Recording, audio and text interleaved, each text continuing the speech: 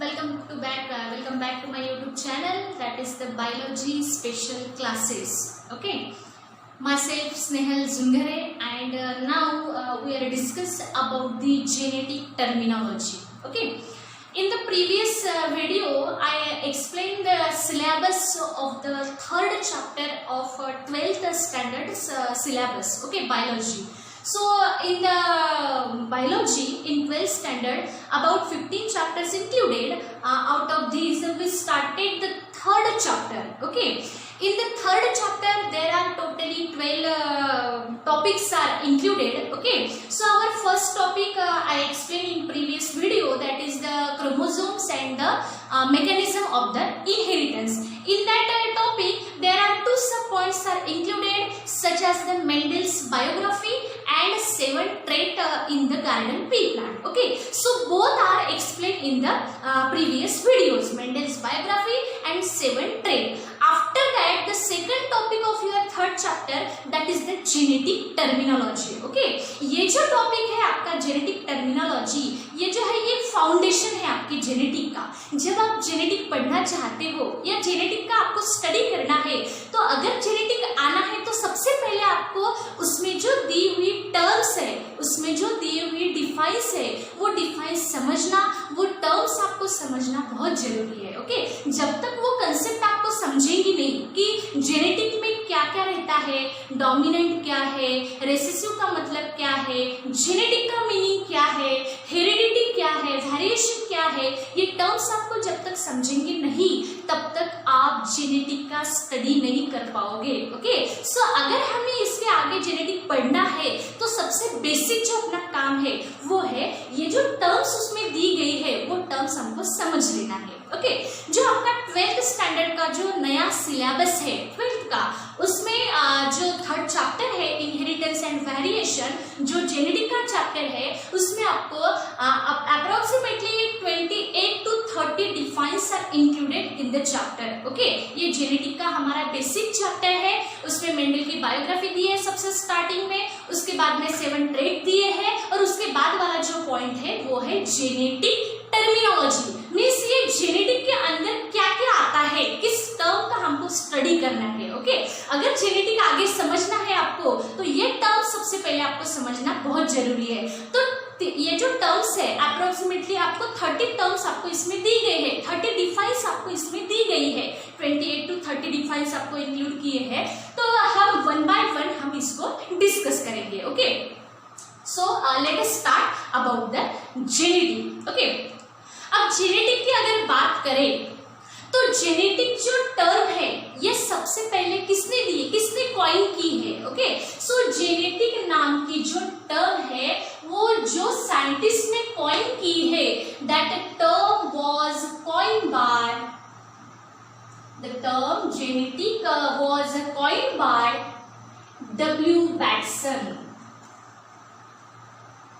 Okay, ये जो scientist है, ये साइंटिस्ट ने सबसे पहले हमें ये जेनेटिक नाम की जो टर्म है ये टर्म हमको कॉइन की है. ओके, अब हम जेनेटिक की बात करें. अब जेनेटिक क्या है, इवोल्यूशन क्या है, इसके बारे में इंसान हमेशा क्यूरियस रहा है कि ये जेनेटिक क्या है, ये जो हेरिडिटी है ये हेरिडिटी कैसे आती है, हम हेरिडिटी किसे कहते हैं. ओके, इन सब चीजों के बारे में हमें इसमें डिस्कस करना बहुत जरूरी है. ओके, सो जेनेटिक की अगर बात करें, okay, genetic word that is related with the gene, that is related with the genesis. okay, genetic का जो लैटिन मीनिंग दिया है वो है genesis. okay, means to grow into, means यहाँ से हमें grow into. okay, genesis, genetic.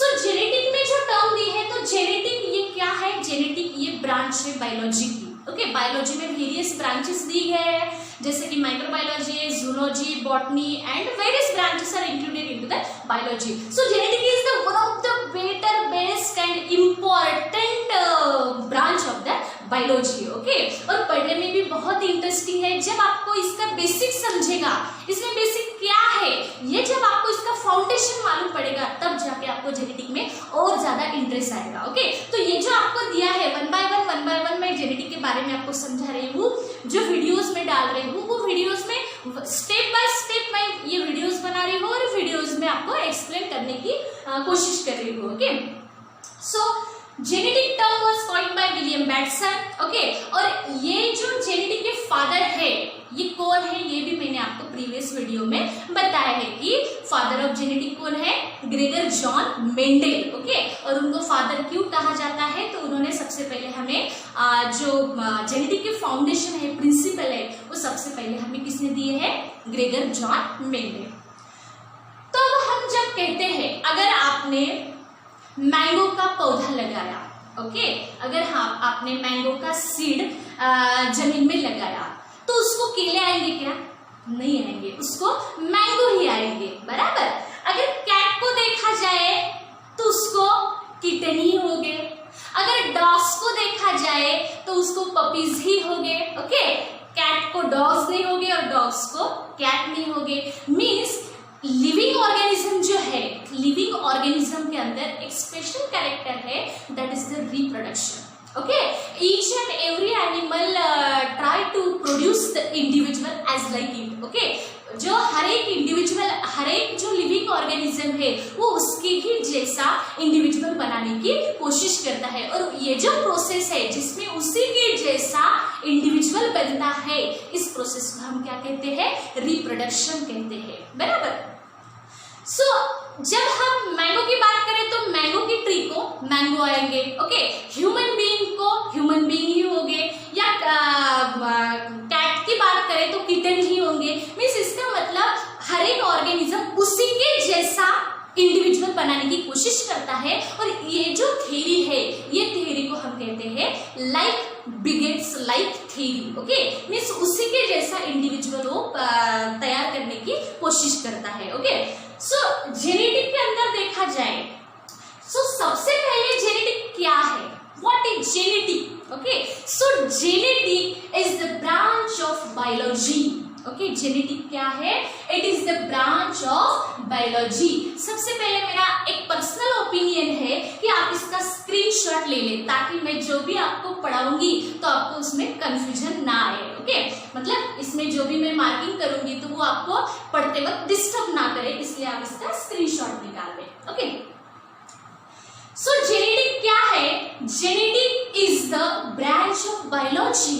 Okay, ये क्या है, बायोलॉजी की एक ब्रांच है, जैसे कि माइक्रोबायोलॉजी है, जूलॉजी है, बॉटनी है, उसी प्रकार से जेनेटिक भी है ये एक ब्रांच किसकी है, बायोलॉजी की ब्रांच है। Okay, genetic is the branch of biology, जिसमें क्या किया जाता है, ये जेनेटिक जेनेटिक जेनेटिक क्या है, इसमें किस बात की स्टडी की जाती है, तो genetic is the branch of biology, जिसमें किस बात की स्टडी की जाती है, दो इसके की पॉइंट है। ओके, जब हम जेनेटिक की बात करें तो जेनेटिक में दो चीजों की स्टडी की जाती है। ओके, दो जो वर्ड है वो उसके की पॉइंट है, तो वो कौन से, उसमें स्टडी किया जाता है हेरिडिटी और variation. Genetic is the branch of biology which deals with the study of heredity and the variation. Okay, genetic ये बायोलॉजी की एक ब्रांच है जिसमें किस चीजों की स्टडी की जाती है, तो दो वर्ड्स हमको यहाँ दिए गए हैं, दो की पॉइंट है इसके, वो है हेरिडिटी और variation. Collectively study of heredity and variation is known as the genetic. Okay, genetic के अंदर क्या करते हैं हम, तो जेनेटिक के अंदर हेरिडिटी और वेरिएशन का स्टडी, इसका मतलब क्या होता है, जेनेटिक होता है। ओके, सो सबसे पहले जो डिफाइन आपको दी गई है ये आपको समझ में आई होंगी कि it is a branch of biology. Okay, biology की एक ब्रांच है जिसमें which deals with the study of heredity and the variation, जिसमें क्या किया जाता है, तो हेरिडिटी और वेरिएशन का स्टडी किया जाता है। ओके, नेक्स्ट, अब जब हम कह रहे हैं कि जेनेटिक में स्टडी किसका किया जाता है, हेरिडिटी और variation, so our next question that is what is heredity and what is variation. Okay, जिसकी हम बात कर रहे हैं कि नहीं बाबा, ये हेरिडिटी, ये जेनेटिक में हेरिडिटी और वेरिएशन की स्टडी की जाती है, it's okay, okay, so heredity का मीनिंग क्या होता है और वेरिएशन का मीनिंग क्या होता है। तो नेक्स्ट जो हमारी टर्म है वो दी गई है हेरिडिटी। ओके, अब हेरिडिटी जब हम कहेंगे तो आपको मैं एक वर्ड बताती जो आपका फैमिलियर है, उसे हम कहते हैं अनुवंशिकता। बराबर है, अनुवंशिकता जो वर्ड है ये हमारा सबका जाना पहचाना सा है। बराबर, अब हम अनुवंशिकता हेरिडिटी कब बोलते हैं, अब इसका मैं एग्जांपल बता दूं आपको। तो हम कभी कभी अगर देखा जाए, अभी हम ऑब्जर्व कर सकते हैं कि ऐसा होता है कि समझो कि मेरा जो नाक का शेप है वो मेरे मम्मा के जैसा है, मेरे जो इरिस का कलर है वो मेरे पापा के जैसा है। ऐसा हम कभी कभार कहते हैं कि कुछ ना कुछ कैरेक्टर्स जो है वो हमारे प्रीवियस जनरेशन से नेक्स्ट जनरेशन में आते हैं। बराबर, तभी हम कह पाते कि नहीं भाई ये इनका बेटा है, नहीं भाई ये इनकी बेटी है। ये लोग कैसे पहचानते, तो कुछ तो भी सिमिलैरिटी हमको दिखाई देती है। Somewhat similarities are seen in the previous generation and the next generation, right, means similarity हमको दिखाई देती है। That is nothing but that is the heredity. Okay, mean somewhat characters are transfer. Okay, characters क्या होते हैं, transfer होते हैं from one generation to another generation. बराबर, characters are transfer from one generation to another generation, it's called as the heredity. Okay, heredity का define आपको यहाँ दिया है, the transmission of character, change होना, ट्रांसमिट होना। Okay, the transmission of character, character का transmission होना कहाँ से कहाँ, from one generation to another generation. Okay, the transmission of character from one generation to another generation, और हम ये भी कह सकते हैं from parents to offspring. Offspring का मीनिंग होता है child, next generation. Okay, the transmission of character from one generation to another or from parents to offspring is called as the heredity. Okay, और heredity और inheritance, ये अगर word कहे हम inheritance और heredity, इसमें क्या डिफरेंस है।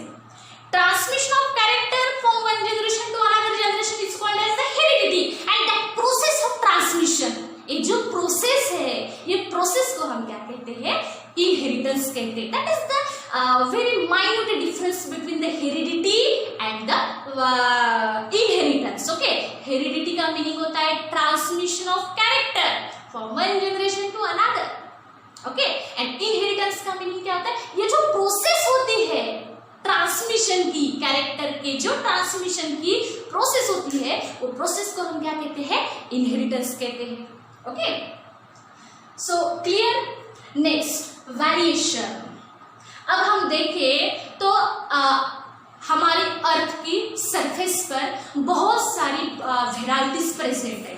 ओके, हर चीज में हमको वेराइटी, हर ऑर्गेनिज्म में हमको वेराइटी दिखाई देती है। ह्यूमन बीइंग देखा जाए तो हर एक आदमी हर दूसरे आदमी से अलग है।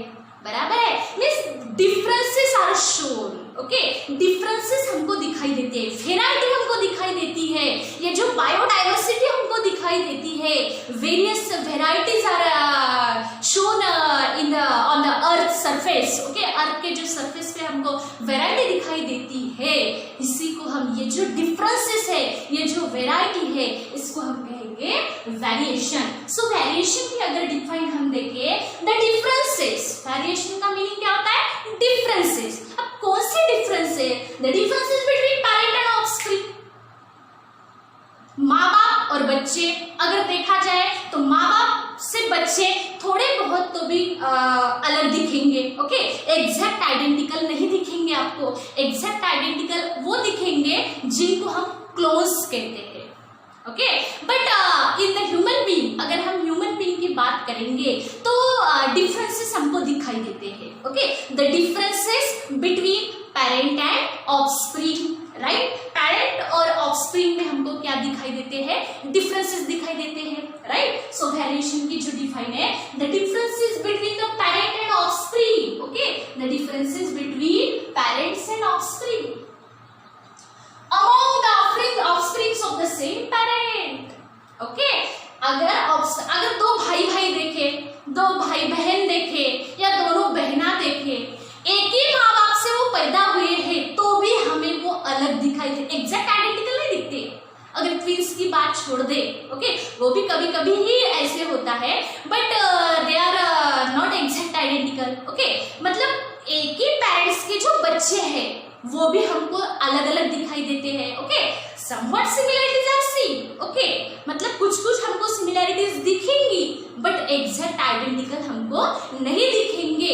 जो डिफरेंस हमको दिखाई देता है उसी को हम क्या कहते हैं, वेरिएशन कहते हैं। Okay, so variation means it is the difference between parent and offspring among the offsprings of the same parent. एक ही पेरेंट के अगर ऑफस्प्रिंग रहे तो भी, या among the individual of the same species, एक ही स्पीसीज के जो इंडिविजुअल्स है उनमें भी हमें क्या दिखाई देता है, डिफरेंस दिखाई देता है, और that difference is nothing but it is the variation. Okay, अगर ह्यूमन बीइंग की बात करें, ओके, ह्यूमन बीइंग एक स्पीसीज है और उसमें जो इन्वॉल्व होने वाले इंडिविजुअल्स है, each and every individual is different from each other.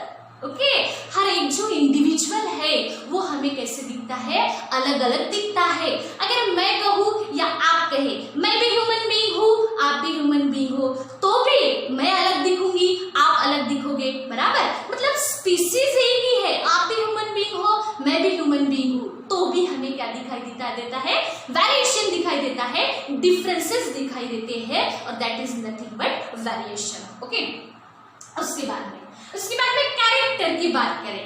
Okay, character का मीनिंग क्या होता है, it is a feature of an organism, जो हमको फीचर दिखाई देता है। जैसे कि हमने प्रीवियस वीडियो में देखा है कि पी प्लांट में हमको कौन कौन से कैरेक्टर दिखाई दिए थे, कॉन्ट्रास्टिंग कैरेक्टर, जैसे मेरे नाक का शेप, पी प्लांट में 7 ट्रेट हमको दिखाई दिए थे। ओके, जैसे स्टेम हाइट, उसके बाद में seed colour, seed shape, pod colour, pod shape, flower position and flower colour. Okay, human being में भी बहुत सारे कैरेक्टर्स हमको दिखाई देते हैं, जैसे इरिस का कलर, ओके, उसके बाद में नोज की शेप, ओके, उसके बाद में हाइट, ऐसे बहुत सारे कैरेक्टर्स हमको दिखाई देते हैं। तो कैरेक्टर्स का मीनिंग क्या होता है, it is a feature of an organism such as the height, okay, then colour और shape, okay, etcetera, it is a feature.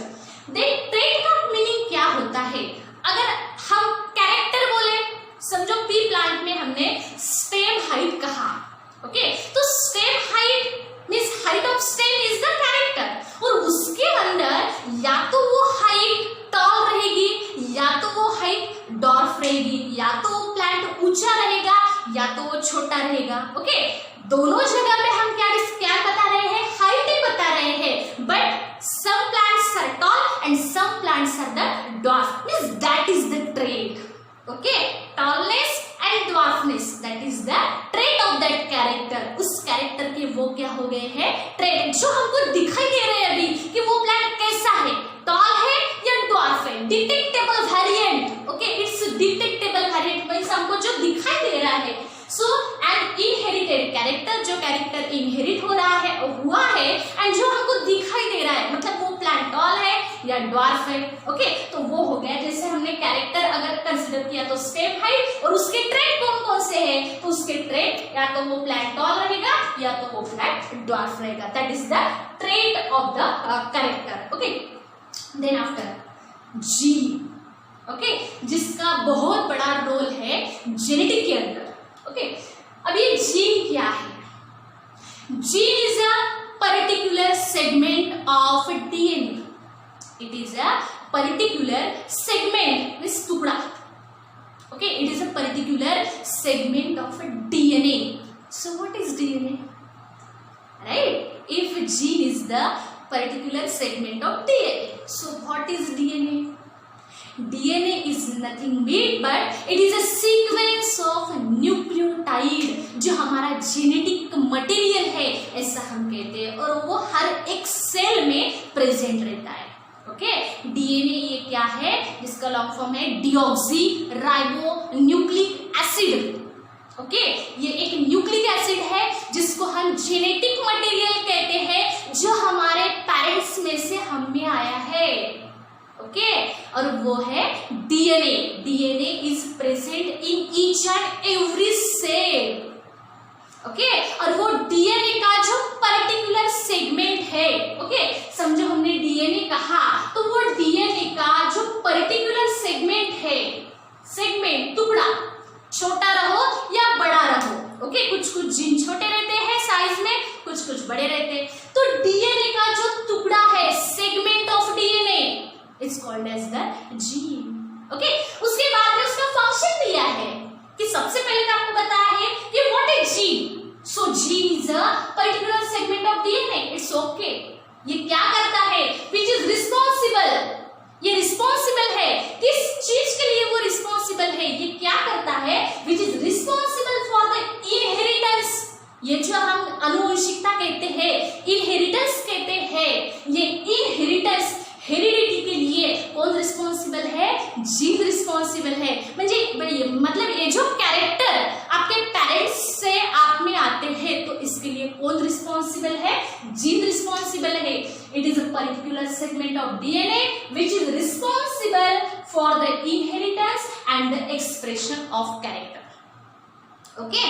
जो इनहेरिटेंस है, इनहेरिटेंस के लिए और जो भी कैरेक्टर एक्सप्रेस हो रहे हैं नेक्स्ट जनरेशन में, ओके, ऑफस्प्रिंग में, एक जनरेशन से दूसरे जनरेशन में कैरेक्टर ट्रांसमिट होते हैं, इसको हम हेरिडिटी कहते हैं, और इसके लिए रिस्पॉन्सिबल कौन है बेटा, जीन है। और ये जो कैरेक्टर हमको दिखाई दे रहे हैं नेक्स्ट जनरेशन में, नेक्स्ट जनरेशन में जो कैरेक्टर एक्सप्रेस हो रहे हैं, इसके लिए भी रिस्पॉन्सिबल कौन है, gene. That is a main role in the genetic. Gene is a particular segment of DNA which is responsible for the inheritance and the expression of character. अब उसके बाद में जो डिफाइन दी है वो फैक्टर की दी है। अब जब जीन नाम पता नहीं था, जब जीन ये नाम ही दिया गया नहीं था उस पार्ट को, तब उन्होंने मेंडल साहब ने क्या कहा कि कुछ तो भी पार्टिकल है, ओके, जिसको उसने फैक्टर कहा। It is a particular segment of DNA, DNA का ही ये पर्टिकुलर सेगमेंट है। ये जो पार्टिकल है, ये पार्टिकल जो रिस्पॉन्सिबल है, ये it is a particle, okay, it is particle and which is responsible for the inheritance and the expression of the character. Gene और factor are the same, but जब जीन पता नहीं था तब उन्होंने सबसे पहले उसको क्या कहा, फैक्टर कहा, कि कोई तो भी एक पार्टिकल है जिसकी वजह से ये इनहेरिटेंस हमको दिखाई दे रहा है, जिसकी वजह से कैरेक्टर एक्सप्रेस हो रहे हैं, और उसके बाद में उन्होंने उसी फैक्टर को क्या कहा है, जीन कहा है, okay. So in this video we discuss the 7 terms of the genetic. In the 12th standard syllabus, about 30, okay, 30 terms are included in the new syllabus. So in this video, we now discuss about the 7 terms. That is the first part of the genetic terminology, and after that, जो बाकी की जो defines है वो हम क्या करेंगे, next video में एक्सप्लेन करेंगे, okay. So thank you for watching me.